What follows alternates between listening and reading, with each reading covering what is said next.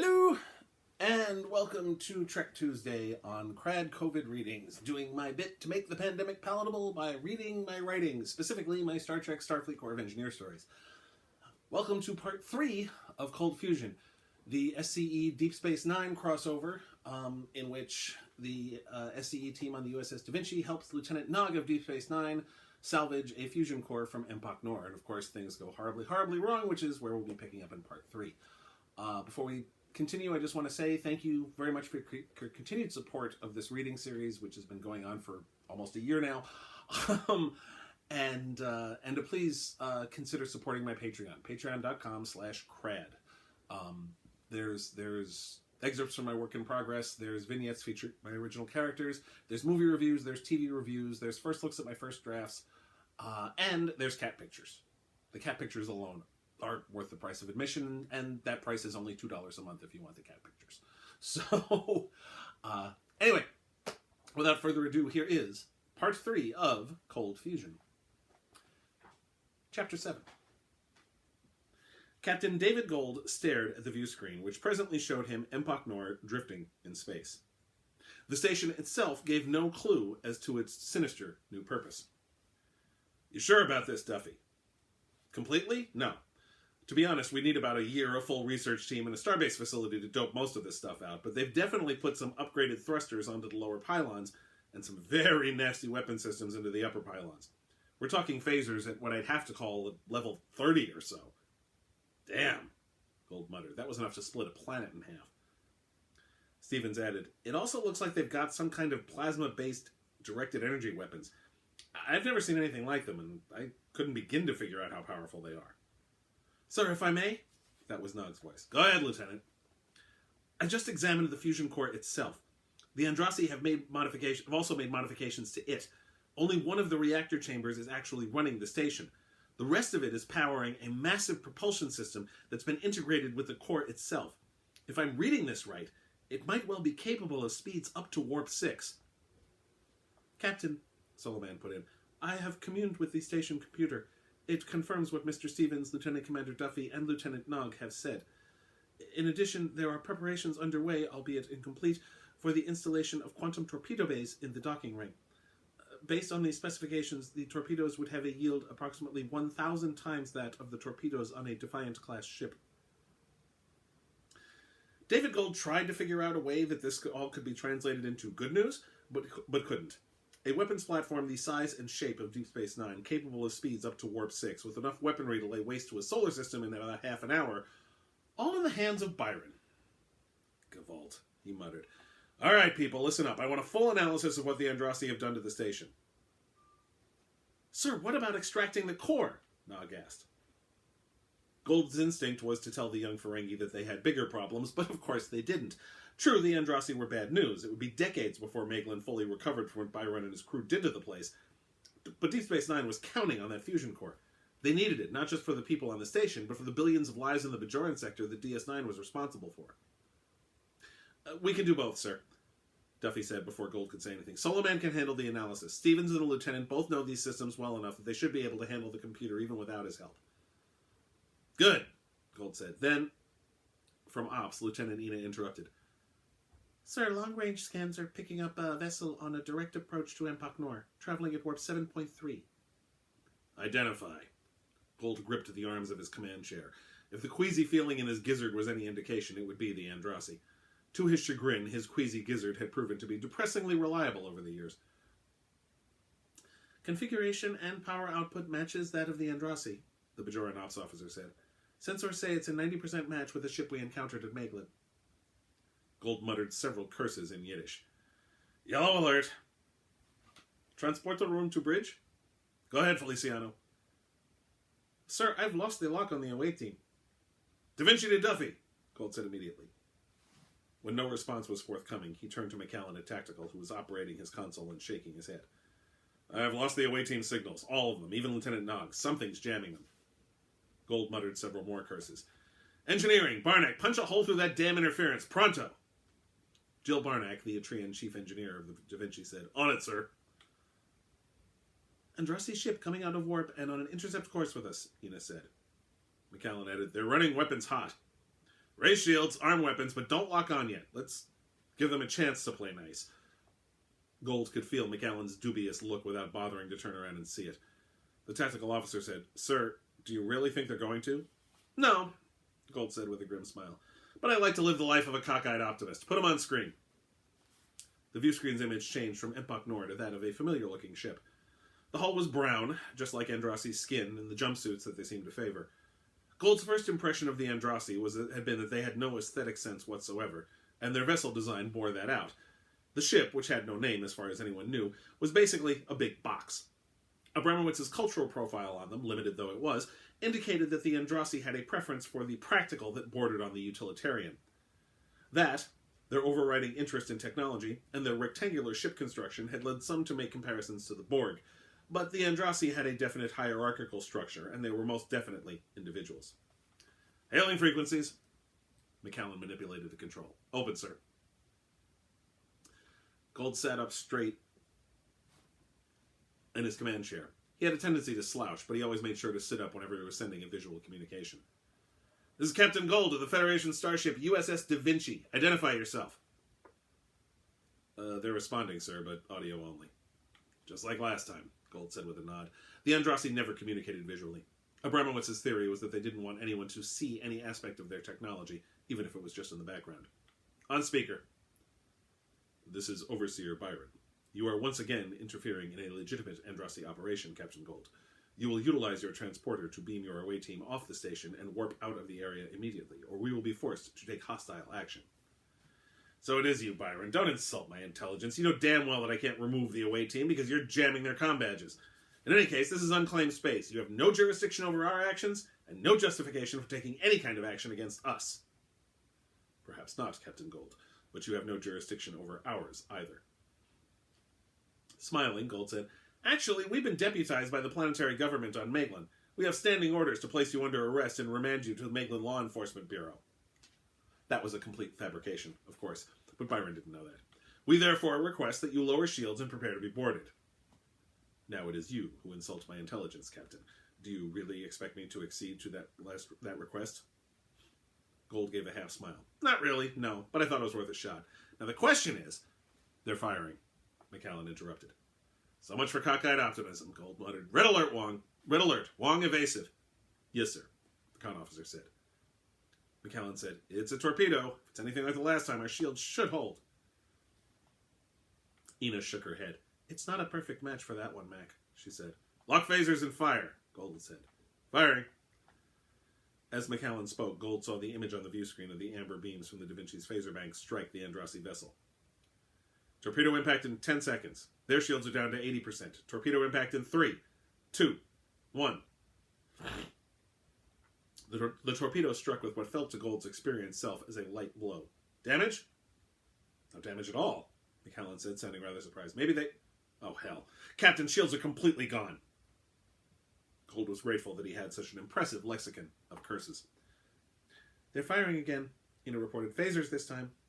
"Which will cut us to pieces without shields," Gold thought grimly. "Wong, get us the hell out of here! Full impulse! Pattern Gamma!"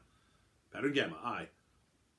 Under Songmin Wong's expert guidance, the Da Vinci blasted away from Empok Nor at its fastest sublight speed.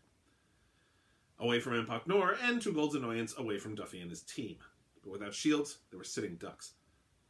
"Sir, whatever that torpedo did completely disrupted the shields," McAllen said. "I can't get them to reconstitute." Wong said, "Andrassi's ship is not pursuing." Gold leaned forward. "What?" "They're taking a position relative to one of Empok Nor's upper pylons." The captain pounded his fist on the console. He had run out of Yiddish curses and started muttering a few in Klingon. "Bring us back, Wong. We can't leave the away team exposed. McAllen, as soon as we're in range, full spread of phasers." The Da Vinci arced back toward the box-shaped ship. "Sir, they've lowered their shields," Ina said. "In weapons range," McAllen said at almost the same time. "Fire!" Gold almost shouted. The only reason the Andrassi could have had to lower their shields was to transport someone to the station. Phaser fire lanced out from the Da Vinci once again, this time striking right on the Andrassi's unprotected hull. "They've raised shields," McAllen said.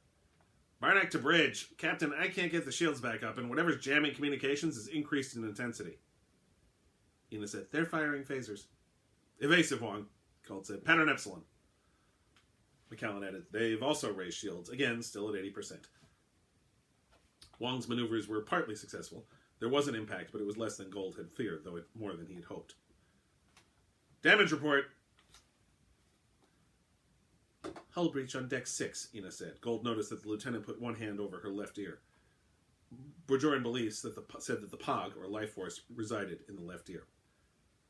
Force fields holding. Power systems rerouting. She turned around to look at Gold with a dismayed expression. Sir, they were able to get a transporter beam off before we fired. Sensors are picking up 5 Andrasi life forms on the station. At this rate, I'm going to run out of curses, Gold thought.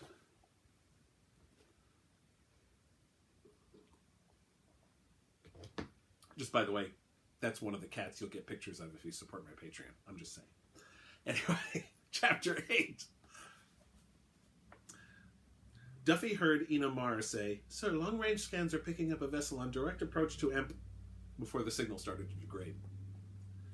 He tapped his comm badge. Duffy to Da Vinci, you're breaking up. Figuration and... the Andrasi... sense... Magla... Da Vinci, come in!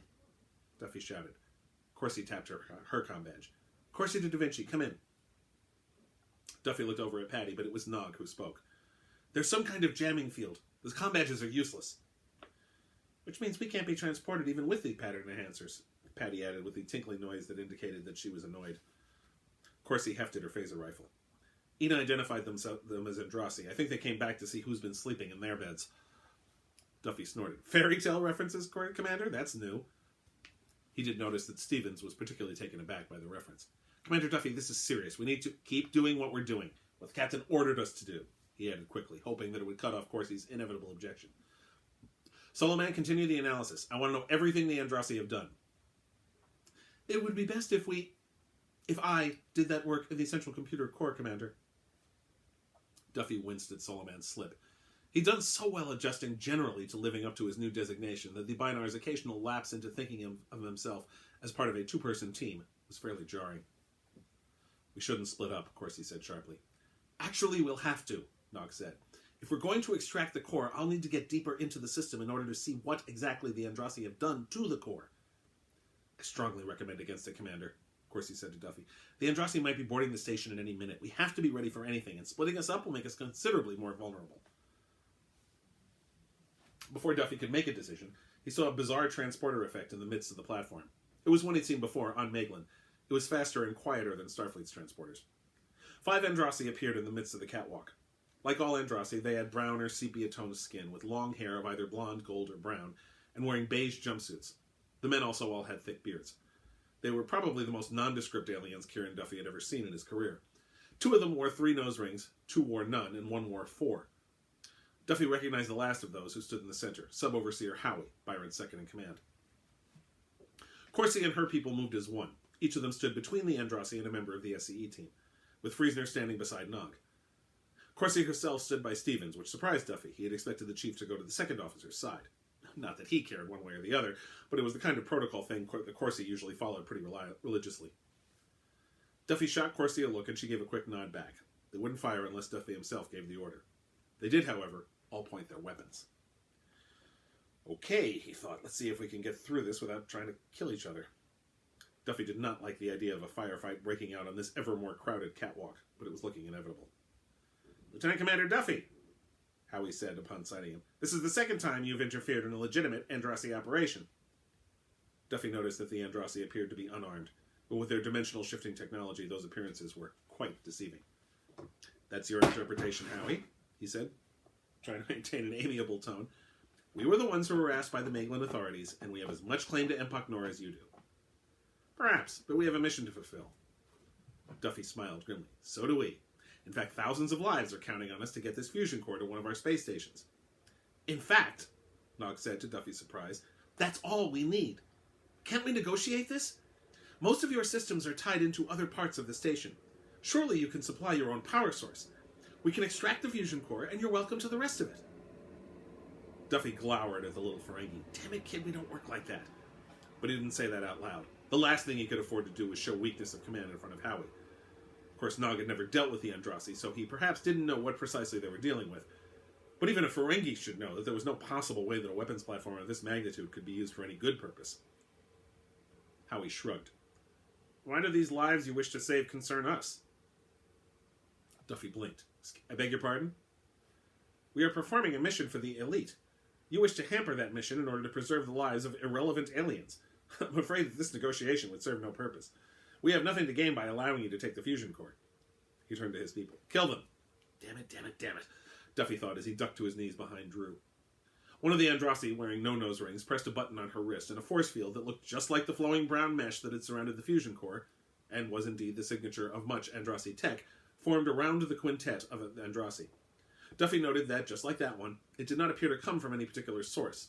One second it was there, the next wasn't there, the next it was. Like the security device, this thing shot out electrical bursts. As it did so, Corsi said, "Fire!" All 5 security guards fired at, Duffy noticed, level 4 and on a low frequency. Eddie's was still in pulse phaser mode, the others 4 were standard beams. The mesh disappeared instantaneously, and Duffy found himself facing 5 very surprised-looking Andrasi. Duffy grinned. You ain't the only ones with cute tricks, Howie. Unstun, Corsi said, and fire. All 5 security guards fired, this time on the standard stun setting, and the 5 Andrasi collapsed. You know, Duffy said, still grinning, it's really nice for it to be easy every once in a while. We're not out of this yet, Corsi said. Nodding, Duffy said, I know. He looked at his people, who in turn were all looking at him, waiting for orders. Part of him once again thought, Sonny, come home. This should have been her job. But, to his own surprise, that was only part of him. The rest of him felt relatively calm and confident. The cold sweat he broke out in when he was in command of the Da Vinci and the old Constitution-class Defiant fell into interphase while the Tholians opened fire was nowhere to be seen. Kieran Duffy chose to view this as a good sign. He took a deep breath through his nose and then breathed out through his mouth. Okay, we need to figure out how to get the Andrasi tech separated from the Cardassian tech, and we need to figure out how to extract the fusion core. Nog spoke up. Sir, I've already put together a plan for extracting the core. It's one that's already been approved by Colonel Kira and Commander Vaughn. And I'm sure it's a fine one, Lieutenant, but we prefer to do things our own way. Besides, he added with a smile, I need you and Fabe here to do something more important. Stevens raised an eyebrow. Why do I always get nervous when you smile like that? Ignoring the comment, Duffy said, Fabe, you've said before that the biggest problem on DS9 was always getting the Cardassian and Starfleet equipment to talk to each other. Yeah, the Chief complained about it all the time. Like I said, I was mostly detailed to the Defiant, so I didn't have to deal with it much. With a smile of his own, Nog said, I certainly did. I think I know what you want us to do. Chief O'Brien showed me when I was assigned to the station as a cadet how he'd worked around the incompatibility issues. You want us to make the Cardassian systems reject the Andrasi additions. If that's possible. Stevens had what Duffy had come to recognize as his inspirational look. Fabian Stevens worked best when he was handed a problem and told to fix it somehow. He could improvise a solution with the best of them, and he had the feeling that Nog was cut from the same cloth, especially given that they both worked under Miles O'Brien. The former Enterprise security chief was one of the more creative engineering minds Duffy had ever encountered. Nog and Stevens immediately started putting their heads together. Leaving them to it, Duffy turned to Patty and Solomon. You two get cracking on the fusion core. I'm going to try to punch through this interference so we can find out what's happening with the Da Vinci. The 2 aliens nodded and went to work. As Duffy turned to Corsi, Drew spoke up. Sir, I think I've worked out a program that'll recognize when the Andrasi use that dimensional shift of theirs. Really? Duffy asked, his eyes wide with surprise. Drew shook his head. What, you think you guys are the only ones who know how to use a tricorder on this ship? Putting up his hands, Duffy said, I stand corrected. Good work, Drew. Between that and Nog's ears, we should have a good early warning system in place if they come back. Not if, Corsi said. When? Howie's the sub-overseer, remember. As soon as Byron realizes his second hasn't reported in, he'll send a replacement. Unholstering his tricorder. Assuming that Captain Gold hasn't taken care of Byron on his own. We can't assume that. Way to keep the morale up, Duffy thought sourly. That's why I'm going to be working to punch through the interference. Let's get to it, folks. We may not have a lot of time before trouble comes back.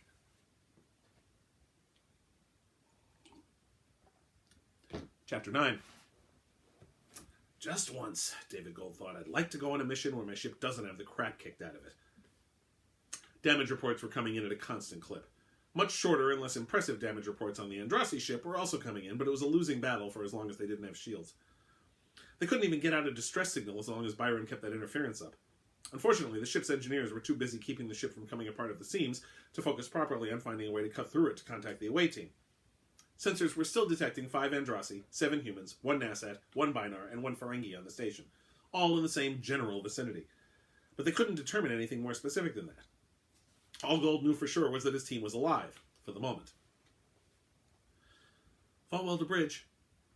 Gold frowned. The SCE linguist cryptographer should have been in his quarters. He had no engineering training, aside from what he might have picked up by osmosis from being on the Da Vinci, and this particular mission didn't call for his talents.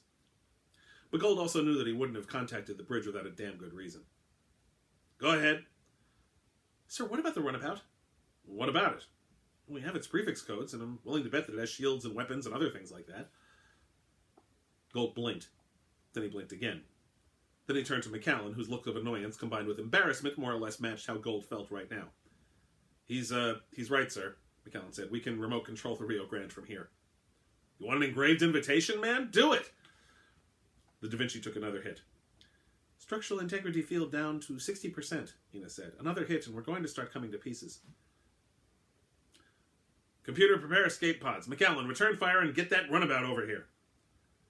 Sir, we're down to our last 4 torpedoes, and I now have control of the Rio Grande, McAllen added with a grim smile.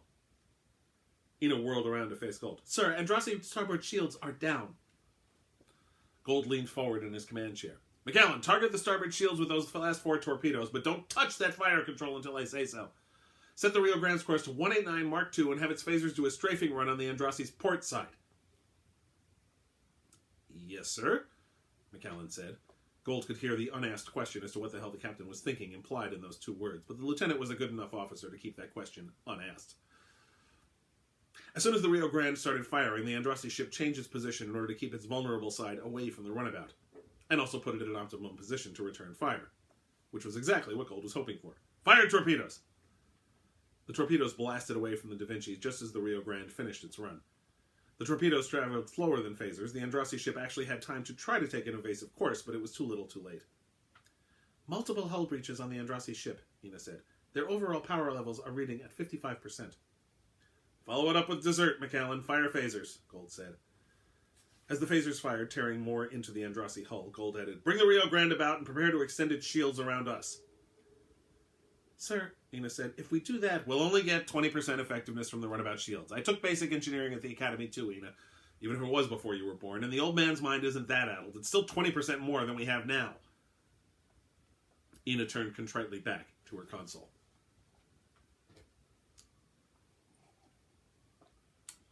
Overseer, speak. There is a runabout moving toward our position with its impulse drive. Byron actually looked at the worker who made this pronouncement. Explain yourself. The Starfleet runabout, USS Rio Grande, registry NCC 72452, was in a standby position proximate to Upper Pylon 1 of the Cardassian station. It is now in motion and on an elliptical course toward us. I should have been informed of this sooner, Byron said. He pressed a button on his right cuff. An electrical charge surged through the chair on which the worker was sitting, vaporizing the worker instantly. Another worker said, Starfleet runabout is aiming its phaser weapons and preparing to fire.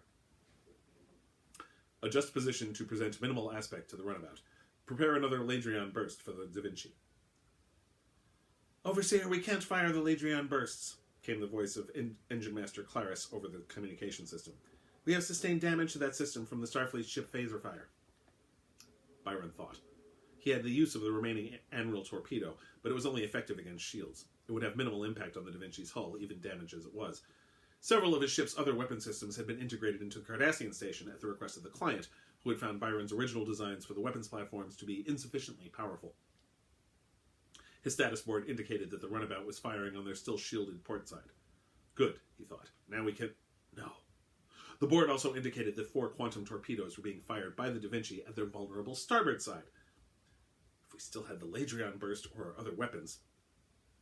But recrimination was foolish. Instead, he barked orders. Set an evasive course away from the quantum torpedoes and implement overdrive instantly. Instantly, as Byron could have predicted, was not fast enough.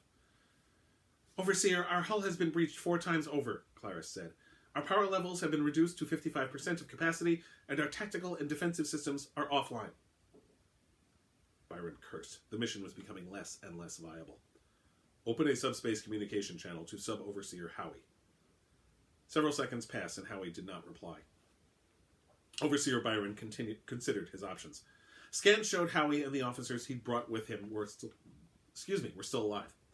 Those same scans also showed that the workers and the Starfleet personnel were also alive. So Howie's mission to secure the station from Starfleet must have failed. Starfleet's rather confusing predilection for preserving individual lives at the expense of the greater good was probably the only reason why Howie and the others were still alive, even the workers. His weapons capacity consisted of one Emerald torpedo. His shields were reduced to 40% of capacity. His opponents now had 2 ships with which to fight. Much as Byron's sponsor wanted the holo emitters, the mission was now becoming too risky. As it was, he had several more risks to take in order to retrieve Howie and the other 2 officers. And the client's own actions were the reasons why it had come to this. If Byron's ship had its full complement of weapons, he would be able to dispose of this tiresome Starfleet ship and its smaller compatriot with little difficulty. Instead, he was being forced into the position of fleeing the Da Vinci. Again. I swear by the power of the elite and the glory of the leader, he thought, as the entire crew complimented the Starfleet vessel, you will pay for this effrontery. Still, the mission was not a total loss. They had obtained a certain amount of Cardassian technology on the station that would be worth something to another client. Lock matter transferal device onto Sub-Overseer Howie, Officer Dunn, and Officer Hook. After a moment, one of the workers, one who hadn't been on the flight deck before, this was obviously the replacement for the one Byron had disposed of, said, "Lock achieved." The status board indicated another hit from the Da Vinci. It would be several seconds before they fired again if the usual Starfleet pattern held. Power down the shields and engage the matter transferal device. Engage dimensional blockers on all equipment currently present on the Cardassian station. Howie, Dunn, and Hook appeared on the flight deck, unconscious. Byron remembered that Starfleet's weapons had a setting that could do that. One of many things about Starfleet that Byron did not comprehend. They were a strange conglomeration of beings, this federation they represented. They did not exploit. It constantly amazed Byron that such an inefficient government had managed to survive all these centuries. Byron gave not a thought to the workers who had been left behind. They were, after all, only workers and easily replaced. But good sub-overseers and officers were hard to find, even ones who groomed themselves and allowed themselves to be rendered unconscious by Starfleet. Indeed, Byron felt that some sort of punishment was in order for Howie. That was for a later time, however. His status board indicated that the dimensional blockers had been engaged. Gold, Gomez, and the Da Vinci's other workers would not be able to make use of the technology they had used to improve the Cardassian station. Byron made a note to retrieve the technology from Dimension 7 when they returned to Andrassi space. He also noticed that the Starfleet vessel's navigation systems were damaged and could only accomplish an FTL of 1.02. Set navigational course 76521. Set FTL at 15. Within moments, Byron's ship left the Trevis system behind. "They're leaving the system at warp 8.7, sir," McCallan said urgently. "Wong?" Gold prompted the con officer. The young ensign shook his head. "Best we can manage is warp 4, sir." Gold sighed. "No point in the tortoise chasing the hare if the hare's actually going to go full bore." Duffy to Da Vinci, can you hear me?" "We hear you, Duffy. Status report." Duffy hesitated before giving the report. Gold suspected that the lieutenant commander wanted a status report of his own, but that would have to wait. Right now, Gold needed to know what was happening on Empok Nor more than Duffy needed to know the current situation on the Da Vinci. Well, sir, we had an Andrassi boarding party, including our old pal Sub-Overseer Howie, but we took care of him. Unfortunately, someone beamed him and his 2 officers out.